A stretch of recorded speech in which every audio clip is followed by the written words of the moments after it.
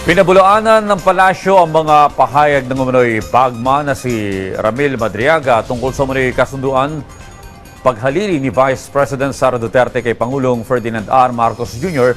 noong 2025. Samantala, bumuelta rin ang Malacanang sa pahayag ng bise na bigo ang administrasyon sa pagtugon sa energy emergency. Ang detalye sa report ni Clay Salpardilla.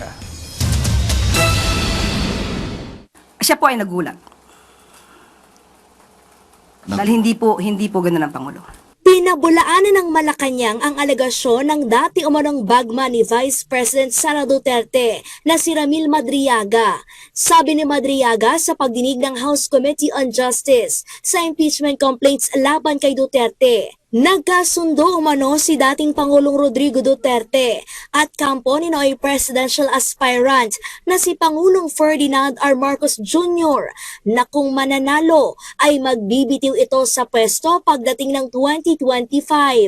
Yan ay para ibigay ang pinakamataas na posisyon kay VP Sara, kapalitang pagpayag nito na maging running mate ni Marcos. Ang Pangulo po, hindi po yan mangangampanya para lang po ibigay ang posisyon kahit kanino.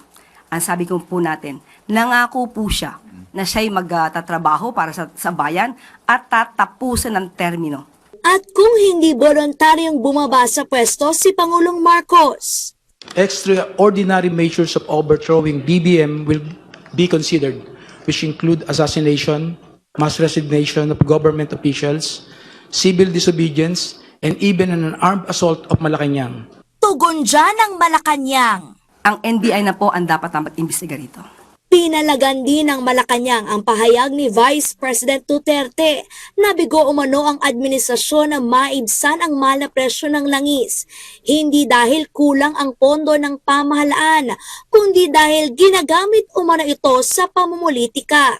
Nakakalungkot para sa isang public servant na lumalabas na walang alam. At wag niya pong ipahid ang mga issue ng accountability and transparency dahil may sarili po siyang issue ngayon na dapat niyang kaharapin. Tiniyak naman ng palasyo na hahabulin ang malalaking tao na nagkakalat ng fake news. Matatandang kinundina ng palasyo ang paglaganap ng fake news na nakaratay umano sa ospital ang presidente, magpapatupad ng lockdown at iba pang nakakaalarmang ulat hinggil sa energy emergency.